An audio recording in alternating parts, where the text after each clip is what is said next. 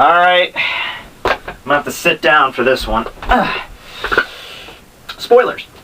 Okay, so Ichigo and his friends get to the Soul Society through the Dongai Precipice World. Don't worry about it, more important later on. After getting to the Soul Society, it's divided into two sections. The Seirete at the center point where the Shinigami live, and then the Rukongai, or the rest of, pretty much the entirety of the Soul Society is the Rukongai. This is where the spirits, after they're departed, after they're, like, konsod away, this is where they live. And it's divided into 80 other districts, but once again, not really important later on. Anyway, after getting there, they realize they have to get into the Seirete. However, there's a giant massive wall that comes down. Where did it come from? Long story, palace in the sky. Anyway, so after that, Ichigo pretty much says, well, that's where we need to go, so Ichigo being Ichigo decides to charge in, and then this giant comes down named Jidambo, who's the gatekeeper of this one particular gate. There's 4 gatekeepers. Once again, don't really, actually no, they don't show up in the anime at all. That kind of sucks. They're really cool. Anyway, Ichigo beats out Jidambo in pretty much half an episode because he's fucking Ichigo, and they decide to go in the gate. But wait, no, they're stopped by another captain. That's right, same rank as Byakuya. This guy's named Gin Ichimaru. He looks like a snake, and despite being really creepy and one of the main villains of the entire series, maybe, he has a huge cult following. Like, fans freaking love him. Like, next to Byakuya, he is like, and Toshiro, he's like one of the most fangirled out characters. I don't fucking get it. Anyway, he forces back Jidambo and Ichigo so they can't go in through the main gate. So instead, Yoruichi shows them to Kukaku Shiba's house, who also shows them Ganju Shiba, who is her younger brother, who decides to go to the Soul Society and rescue Rukia with them. Why Kukaku tells him to? Kukaku herself is really cool. She's a big-breasted, one-armed fireworks specialist that shoots Ichigo and his friends into the sky, into the Seirete, through a fucking cannon! Anyway, after getting into the Seirete, what happens? Well, they have to split up, of course. Yeah, of course. So, Ichigo and Ganju land in one spot, and they fight against these two guys, Ikaku and Yumichika. These people are from Squad 11, and despite being that, I originally thought they were going to be, like, random background characters. No, they actually show up later on. They're really cool characters. So anyway, they defeat them, and then they find out that Rukia is in the Zensai Cube, basically this giant white tower in the center of the Seirete. Of course, the person they're looking for has to be in the center of the enemy fortress, because, yeah, that's just logic, right? So while Ichigo and Ganju are trying to find Rukia, they come across Hanataro Amada. He's a Shinigami from the 4th Division, or the Medical Division, but because the 4th Division has seen a bunch of pushies and wimps, they are treated like shit, so even using Hanataro as leverage doesn't really help much. Kinda doesn't make sense in the logic, because they're the people that patch you up after fighting, but what the hell ever. So Hanataro's really cool. He's basically like the white mage of the group, and as we all know from DBZ Abridged, nobody fucks with the white mage. So using Hanataro's knowledge of the Seirete, they manage to find their way to the base of the Zensai Tower. Ichigo is then confronted by Renji, who has an epic rematch battle, unlocking one of his signature techniques called Getsuga Tensho. Oh wait, no, we don't know it's Getsuga Tensho yet. Big fucking Kamehameha energy blast. That's pretty much what it is at this point. Renji is defeated. They go up to the tower, but on the second level they are confronted by Kenpachi Zaraki, the captain of the 11th Division. That's right, another captain. And this one specializes in combat, and this is also the captain of the 2 people that they just defeated. So, yeah, they keep running into people from 11th Division for some reason. I don't know. Anyway, so Ichigo fights against this guy, and even though the fight is pretty much evenly matched, okay, not really, Ichigo kind of gets the sword run through his heart, but then is confronted by Zangetsu once more, who uses his magical, unexplained powers yet to stop his bleeding, and also after training with his inner hollow, who is the after effect from Ichigo's training with Uehara, he managed to awaken and fight off Kenpachi Zaraki. So after that, Ichigo falls and is saved by Yoruichi, the black cat. Yeah, no, actually, no, she's not a black cat. She's actually a 20-something, very attractive, tan-looking girl who can make lightning out of her hands and kick stuff really hard. Called the Goddess of Flash, Yoruichi, in fact. So, you know, if you have any black cats in your house, just make sure, watch them, because those things are freaking beast, man. And so anyway, she heals him up and says, you have to stay here and learn something, but Ichigo being Ichigo decides, no, I'm going to go and rescue my friends. So he uses a flying device thing that's never seen again in the series and flies over to the Zensai Tower to rescue Rukia. Ganju and Hanataro arrive at the tower, but Byakuya Kuchiki arrives to intercept them and almost kills Ganju in the process. Rukia is freed from the tower by the time Ichigo shows up, but unfortunately he collapses from his injuries. Yoruichi has to carry him away and states that he's not in the match for Byakuya at the moment. The only way Ichigo will be able to defeat Byakuya is if he learns the secret technique of the Zanpakuto, known as Bankai. See, all Zanpakuto have 2 release states. Ichigo learned the Shikai and was training with Uehara. That's the first stage, where it turns into a massive cleaver. The second stage, known as Bankai, is the fullest extent that the sword can master, and pretty much after accessing it, you're about 10 times stronger than what you really are. It's the only way Ichigo could possibly defeat Byakuya, who also knows Bankai. Byakuya's sword, by the way, creates about 1,000 razor-thin, cherry blossom-shaped blades in his Shikai state, and about hundreds of millions of them in his Bankai state. So basically, the wind will blow, and you get shredded by these freaking blades. It's freaking intense. At the same time, Shad, Orihime, and Uryu are also fighting their respective enemies throughout the Soul Society. Shad has his backstory revealed when he fights against Captain of the 8th Division, Shunsui Soraku, but as we'll learn later on, Soraku is probably one of the 3 most strongest captains in the entire Seirete, so Shad pretty much didn't have a chance in hell, but it was a good go. Uryu and Orihime have my favorite fight of the entire arc against my favorite captain, Mayuri Kuretsuchi. He is...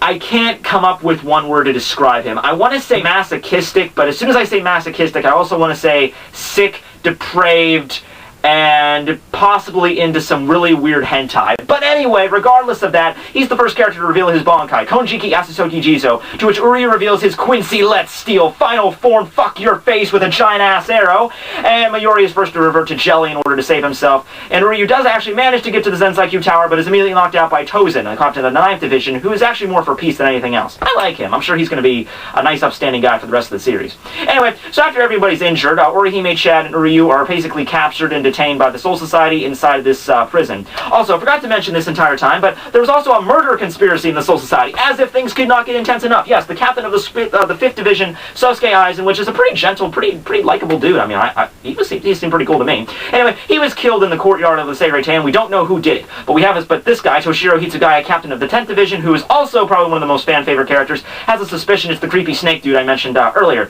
So, they actually have this awesome, cool fight at the end in the middle of the night where Toshiro reveals his abilities as ice and Gin can extend his sword. So, yeah, ice versus extendy sword. I mean, really, just ice is cool or whatever.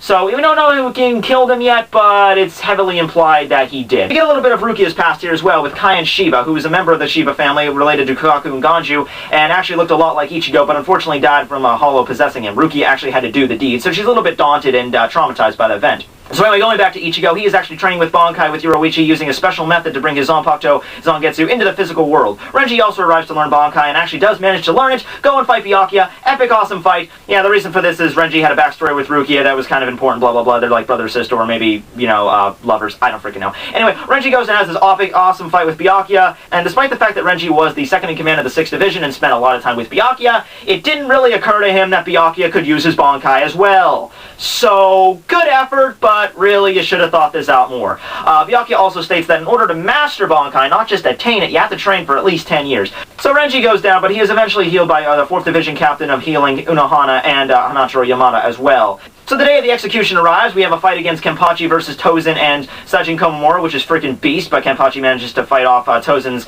sense-stealing Bankai. So anyway, we get to the execution of Rukia. By the way, the execution method of the only way to kill a Shinigami, like the only way this can be done, is by accessing a giant phoenix bird called the Sokyoku, which will impale you.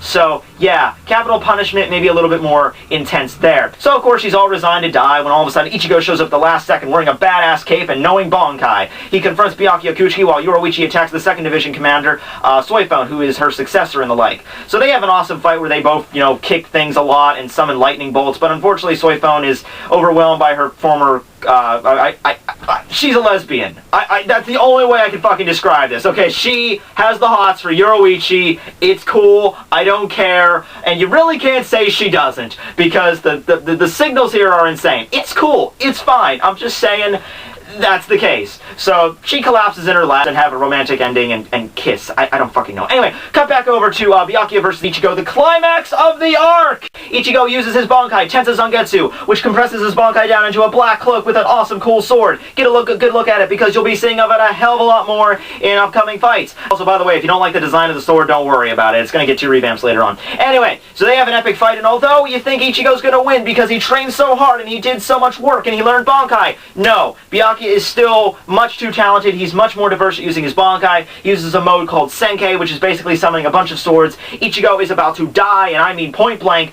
foot stabbed through the sword, lightning bolt through the shoulder, about to get a freaking Senkei freaking blade right through the neck. Hollow takes over, goes crazy, and manages to berserk Byakuya down enough so Ichigo can, even though he manages to reject the Hollow, he still manages to fight against Byakuya on evil terms. So, I just want that to let me know, everybody. If the inner Hollow did not show up at that exact point, Ichigo would have gotten his ass kicked. He wasn't as strong as Byakuya then, alright? Just throwing that out there. Alright, so big, epic, climactic, super Jedi final attack. Byakuya uses, oh wait, crap, what was this technique's name?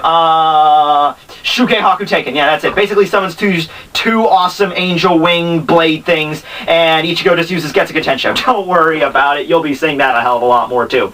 So, they clash, and Ichigo comes out on top. But just remember, without the Hollow, he'd be dead. Just throwing that out there. So, everybody's happy. Rukia is rescued. Byakuya retorts his ways and says that he won't fight against him anymore, and that it's actually his lost wife, so he actually did it just because not because he wanted to do it, but because it's about the law, and he takes oath, and he's very prideful, but whatever, he's a good guy now. So, everything's nice and peachy, isn't it? Or is it? No, it's not, because Sosuke Aizen, right, the guy that got murdered, turns out he has the most freaking OP Zanpakuto ability in the entire Seirete, which is basically create an entire hypnosis zone where anyone that looks at his sword released even once will be completely hypnotized and is unable to comprehend. He can basically make a fly appear to be a dragon, which we haven't seen yet, but it would be really cool. Or, you know, he can make a marsh look like a flower. He can basically do whatever he wants in his own little universe. So he used that to make everyone think that he was dead. So why did Sosuke Aizen do all this? Oh god, I could write a fucking novel about that. No, okay, short answer, he's looking for the Hogyoku, this little tiny sphere thing, which is able to break down the boundary between Shinigami and Hollow. Basically what Ichigo is, some kind of hybrid between the two. And Aizen is very interested in this for some reason, because Aizen has basically mastered everything in the sword, in the Shinigami book. He's mastered sword, Kido, all that shit, so he wants to go beyond that wall, so that's why he needs the Hogyoku. Where is the Hogyoku at? Rukia's chest. Yeah, remember Uehara? Well, Uehara was actually the captain of Squad 12 before Mayuri actually developed the Hogyoku and decided for some reason in his infinite wisdom to store it in Rukia despite the fact that he was holding on to it safely for 100 years. So why he would decide to hide it in Rukia now, I don't get. Anyway, the only way to access it would either be destroying with the Hogyoku to destroy Rukia's body to take the Hogyoku out of it, or to use some other method which basically involves him summoning some kind of plant sacrificial ritual or whatever and just pull the Hogyoku out of her. Once again, if he wanted it that damn much, why did he go through the whole trouble of having this massive subterfuge? Like, you don't even need to do that. Dude, you have a Zanpakuto that can hypnotize everybody. Like, hypnotize everybody. You don't need to do this massive, complicated plan. Just go, you know, like, hey, everybody, look at my sword. Okay, cool. I'm going to go out and get some soda. Rukia, come over here. Thank you. Bye. So, you know, Aizen's basically OP beyond respect. He kicks freaking Toshiro Hitagai's in Bankai's ass with just one freaking sword swing. Takes on Ichigo and Renji, with Ichigo in his Bankai no less, with one fucking finger, and decides to depart to Heikamundo with Gin and Tozen, who are his accomplices the entire time. No, not Tozen. I had such a good idea about him. So they depart, and although they're gone and they're gonna start this massive war where Aizen wants to be God or whatever, it's kind of ambiguous at this point in the story. So, despite all that though, you know, everything's all cool. Rukia wants to stay in the Soul Society, and she atones for her sins at Kukaku Shiba's house. So yeah, everything's good to go. They head back to the world of the living, and Uehara apologizes for being kind of a secretive dick, and that's the end of the arc. Yeah, that was, I need some Tylenol. Whoa.